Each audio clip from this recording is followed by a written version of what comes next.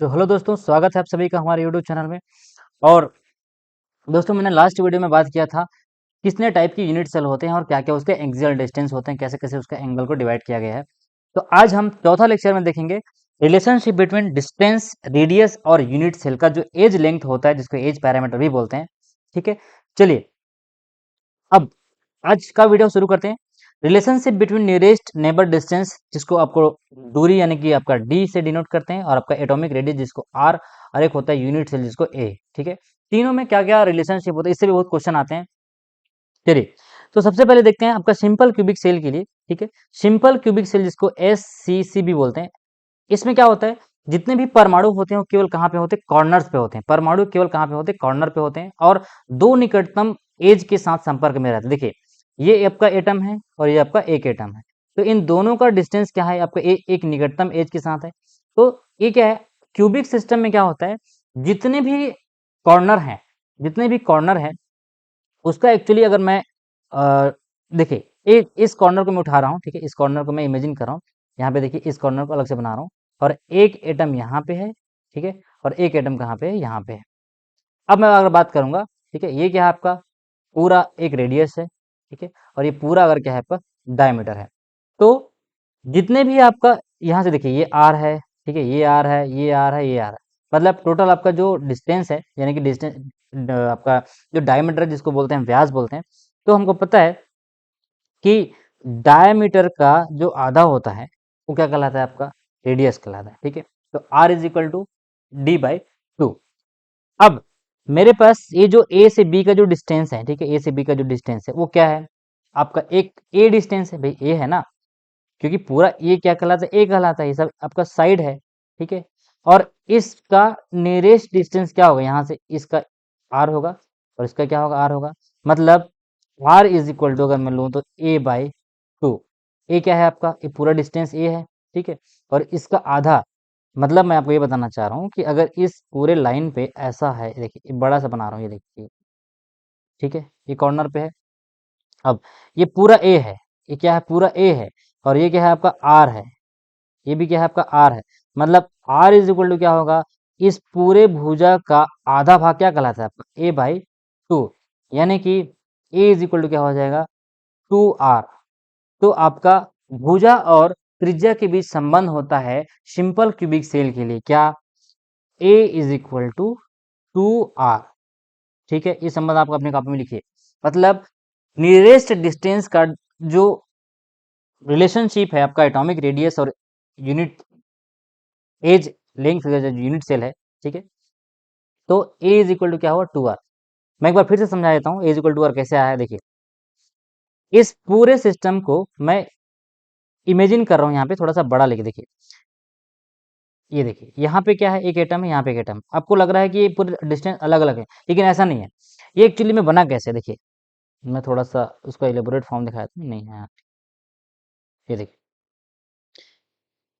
एक पूरा cubic cell ऐसे बना है। ठीक है, ध्यान से देखिएगा, एक पूरा क्यूबिक सेल ऐसे बना हुआ है, और मैं आपको बोल रहा हूँ कि एक जो एज है वो इसके, ये पूरा क्या कहलाता है, ए कहलाता है। ये पूरा क्या है आपका, ए है।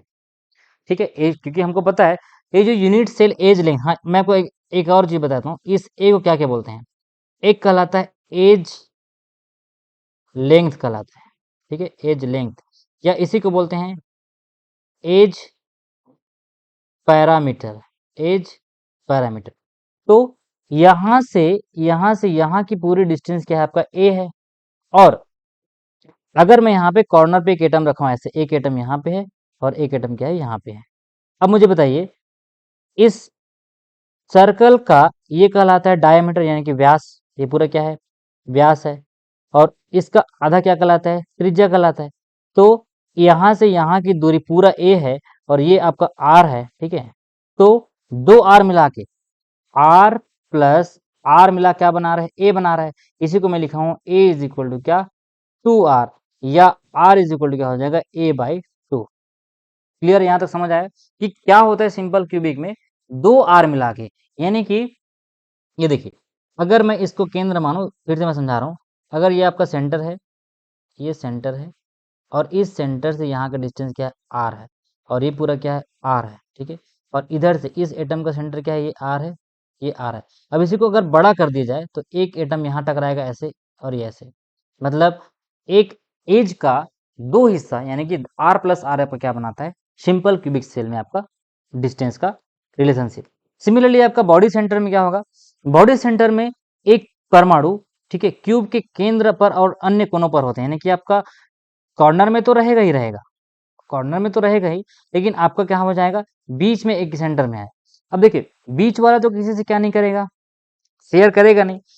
एक होता है बॉडी डायगोनल, ठीक है, बॉडी डायगोनल यानी कि विकर्ण होता है, आपके पास विकर्ण कितना होता है बॉडी डायगोनल में, इसका वैल्यू होता है √3a, ठीक है। और जैसे यहाँ पे आपको बताया हूँ, एक पूरे डायगोनल में, जैसे ये डायगोनल हम मान लेते हैं बॉडी का, ठीक है, ये डायगोनल है, तो एक यहाँ पे रहेगा, ठीक है, एक यहाँ पे रहेगा और एक आपका यहाँ पे रहेगा। तो देखिए कितना आर होगा, एक आर, दो आर, तीन आर और चार आर, यानी कि चार आपका जो रेडियस है, ठीक है, चार आपका जो रेडियस है उसको मिला के, यानी कि पूरा बॉडी डायगोनल की जो वैल्यू है √3a is equal to 4r होगा। इसके लिए आर और ए का रिलेशनशिप होगा आपका बॉडी सेंटर के लिए। चलिए इसको मैं आपको मैथमेटिकली प्रूव करके बता देता हूँ। जैसे यहाँ पे देखिए एक राइट एंगल लेते हैं, ठीक है, एक राइट एंगल लेते हैं जिसको बोलते हैं आपका ए बी सी। ध्यान से सुनिएगा, ये क्या है आपका ए बी सी, ठीक है, फिर देखेंगे, ठीक है, ए बी सी। अब इस ए बी सी में हमको पाइथागोरस थ्योरम लगाना है, ए सी का स्क्वायर यानी कि डायगोनल विकर्ण का, कर्ण का वर्ग, कर्ण का वर्ग, कर्ण क्या है आपका ए सी, ये आपका क्या है कर्ण है ए एस सी, यानी कि प्लस ए बी का वर्ग, ए बी क्या है आपका आधार का वर्ग प्लस लंब का वर्ग, बी सी का वर्ग।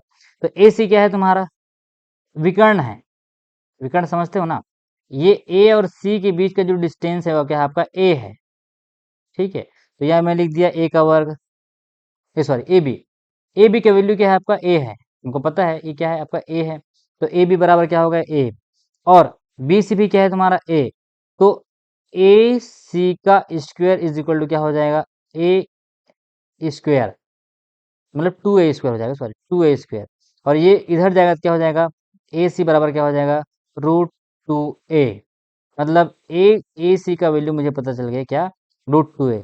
अब इस ए सी में यानी कि √2a को इस ए सी की जगह आप रख दीजिए, एक राइट एंगल ले लीजिए एडीसी में, एडीसी कहाँ पे है आपका, ये देखिए ए डी और सी, ए डी सी, इसमें आपका ए सी का वैल्यू क्या है आपका, यहाँ देखिए ए सी का वैल्यू देखिए √2a, इसको आपको सॉल्व करना नहीं है, बस ये कहाँ से है बता रहा हूँ। और डी सी का वैल्यू क्या है आपका ए स्क्वायर, तो दोनों को जोड़ेंगे तो क्या हो जाएगा 3a² हो जाएगा, ठीक है, ये कट जाएगा आपका, तो 3a² इज इक्वल क्या हो जाएगा ए डी बराबर हो जाएगा आपका √3a, और ए यानी कि यहाँ से अगर मैं ए की वैल्यू निकालूँ डी की वैल्यू निकालूँ तो क्या हो जाएगा D is equal to √3a/2, या आर इज इक्वल टू हो जाएगा क्या आपका √3/4a। तो यही चीज मैं यहाँ निकाला था, आर इज इक्वल टू √3/4, या सिंपल सी फार्मूला याद रखिएगा √3a बराबर होता है 4r, बस आपको और कुछ याद नहीं रखना है, ठीक है। √3a बराबर क्या होता है 4r होता है, किसके लिए, बॉडी सेंटर्ड क्यूबिक सेल यानी कि अंतः केंद्रित घनी सेल के लिए ए और आर का रिलेशनशिप होता है क्या √3a is equal to 4r, बस इतना याद रखिए, क्वेश्चन यहीं से आपका बन जाएगा। सिमिलरली आपका जो फेस सेंटर्ड होता है यानी कि फलक केंद्रित होता है उसके लिए रिलेशनशिप होता है क्या आपका r is equal to √2a/4, या इसको और सिंपल किया जाए तो होता है r इज इक्वल टू होता है a/2√2, ठीक है, यानी कि 2√2r हो जाएगा। आप किसी भी तरीके से लिख सकते हैं इसको, तो रेडियस का जो आंसर है आपका क्या हो जाएगा r is equal to √2a/4, ठीक है, या इसको याद रखिए बस 4r is equal to √2a, जैसे 4r इज इक्वल टू क्या हो जाएगा √2a, ये याद रखिएगा। तो एक पूरा मैं समरी बना दिया हूँ यहाँ पे देखिए, यूनिट सेल अगर सिंपल क्यूबिक सेल है तो आपका a/2 होता है, r इज इक्वल टू, ठीक है, ये सब r की value r is equal to, ये हो जाएगा r is equal to a/2√2, और ये हो जाएगा r is equal to √3a/4, ठीक है। रेडियस का रिलेशनशिप होता है एज लेंथ से। अब इसमें आपको क्वेश्चन कैसे देगा, मान लीजिए मैं सिंपल क्यूबिक सेल में दे दिया एज लेंथ का वैल्यू दे दिया 150 पिकोमीटर, 150 पिकोमीटर मैं किसके दे दिया हूँ, ए की वैल्यू दे दिया हूँ 150 पिकोमीटर। मैं पूछ रहा हूँ रेडियस क्या है, आपको पता है आर इज इक्वल टू होता है ए बाई टू, तो आर इज इक्वल टू क्या हो जाएगा 150/2, मतलब आपका आंसर कितना हो जाएगा आपका 75। तो रेडियस की वैल्यू कितना निकल गया आपका 75। उसी तरीके से आपका ए की वैल्यू दिया रहेगा तो आपको आर पूछा जाएगा, आर का वैल्यू दिया रहेगा आपको ए पूछा जाएगा।